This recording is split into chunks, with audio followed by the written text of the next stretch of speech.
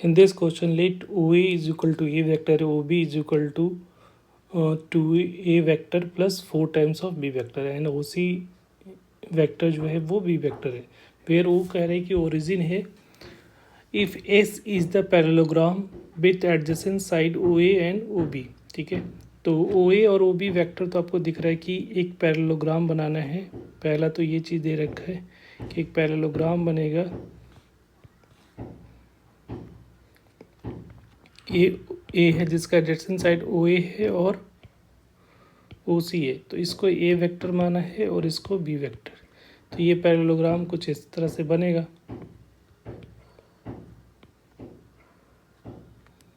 ठीक है, यहाँ पे कोई D पॉइंट होगा.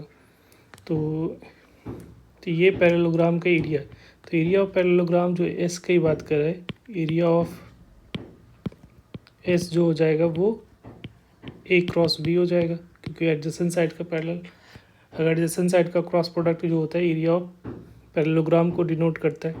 और क्वाड्रिलेटरल का जो है एरिया निकालने का फॉर्मूला क्या होता है कि डायगोनल का क्रॉस प्रोडक्ट होता है. ठीक है, तो यहाँ पे ये दे रखा है O, ये A और ये सपोज B पॉइंट दे ले लो, और ये हमारा है कहीं ऐसा कुछ हो रहा होगा,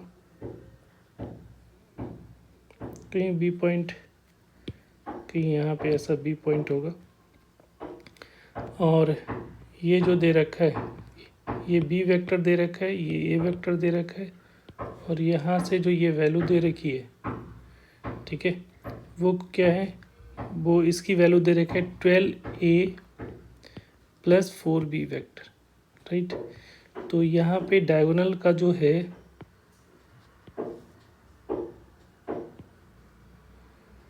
तो ये जो लेंथ होगा यहाँ से, ये दोनों डायगोनल का प्रोडक्ट होगा.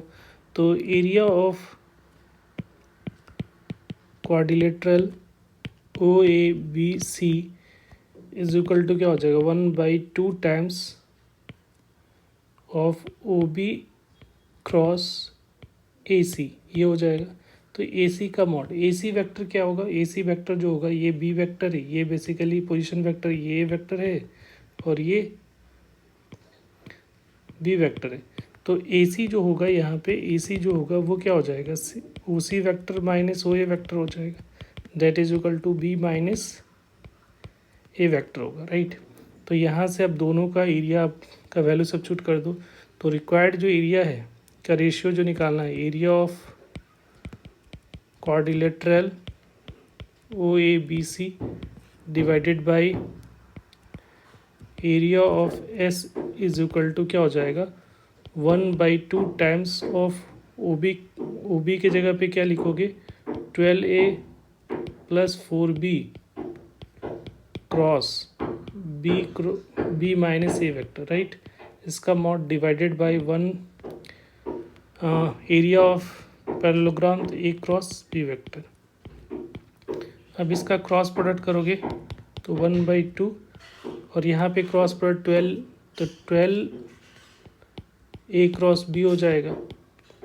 और फिर A के साथ क्रॉस प्रोडक्ट वो तो ज़ीरो हो जाता है. ठीक है, उसी तरीके से B को B के साथ क्रॉस प्रोडक्ट करोगे तो ज़ीरो हो जाएगा. और ये अब यहाँ 4B वेक्टर को A वेक्टर के साथ क्रॉस प्रोडक्ट करोगे तो 4 times B cross A vector हो जाएगा divided by A cross B vector, A cross B vector का मैग्नीट्यूड. अब यहाँ पे देखो साइन अपोजिट करोगे तो ये प्लस हो जाएगा. तो 1/2 into 12 A cross B vector plus 4 times A cross B, क्योंकि इस पोजीशन चेंज करोगे तो साइन नेगेटिव हो जाएगा तो पॉजिटिव हो गया A क्रॉस B का मैग्नीट्यूड. अब ये दोनों कितना हो रहा है, ये टोटल हो रहा है 16. तो 1/2 into 16 into A cross B का magnitude divided by A cross B का मैग्नीट्यूड. तो ये दोनों तो कैंसिल आउट होता दिख रहा है. तो ये जो कितना आएगा 8 टाइम्स आएगा. तो इसका जो रिक्वायर्ड आंसर होगा वो क्या हो जाएगा 8 हो जाएगा.